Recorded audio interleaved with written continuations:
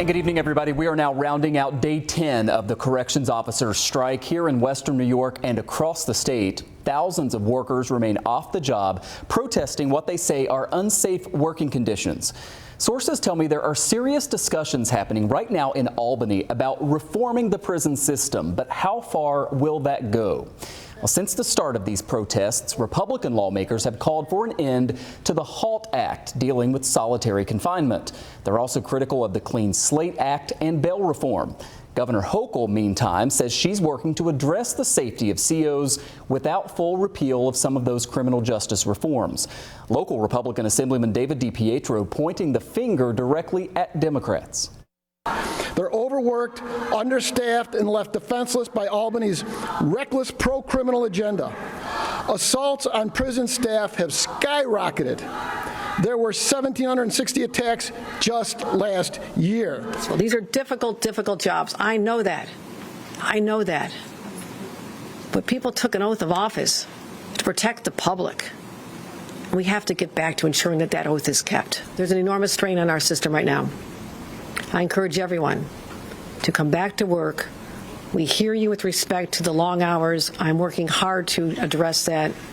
So what now? Jack O'Donnell joins me live from Albany tonight. He's founder and managing partner of O'Donnell and Associates. Jack, I wanted to get your insight here because I have a few different sources within local legislators' offices saying that there are these discussions happening now as they're working on the budget, which is due April 1st, to try to put some reforms into place to maybe address some of these issues from the corrections officers, but that does not include a repeal of HALT, which is one of the demands. What are you hearing as lawmakers are trying to wrestle through all this?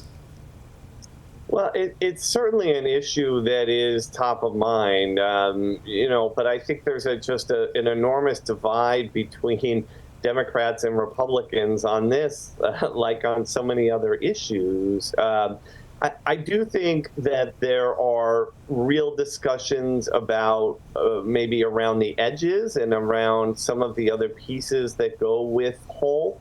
But the core of that, which is that solitary confinement is limited to 15 days, that's not going to change. I think Democrats feel very strongly about that as an international standard of what defines torture, and I do not see them moving on that.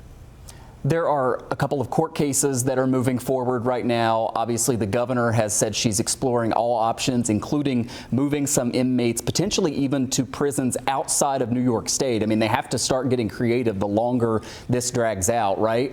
Where do you think this goes next as we're now about to enter day 11 of this strike? Boy, of course the governor is and is right to be exploring all her options. I do think with 9 out of 10 correction officers on strike, it's really hard to figure out where you go.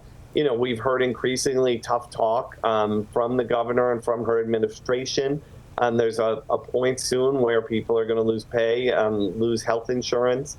I think there is a hope from the administration that will get some folks back. But a lot of people seem very intractable on this. The fact that this is what's called a wildcat strike, not authorized by the union, also means that some of the voices running it are more organic and harder to, frankly, control or rein in. So I don't see it ending anytime soon. Finally, Jack, Democrats control, obviously, the governor's office, the Assembly, and the state Senate. Republicans are out there being very loud about this. Do you think they have any levers that they can pull to try to influence where this is going? Well, I think they're using their biggest lever, which is making noise, press conferences, being out there. They've done a good job of raising it as an issue and making it part of the conversation. We did see earlier this week Republicans in the state Senate, Senator Dan Steck from the North Country, tried to introduce a hostile amendment to a bill, a procedural motion that would have suspended or repealed the HALT Act, and it failed on party lines. So I don't think there's a lot they can do in the body because of the numbers. Jack O'Donnell, founder and managing partner at O'Donnell and Associates. Thanks so much for your time, Jack. Thanks for having me.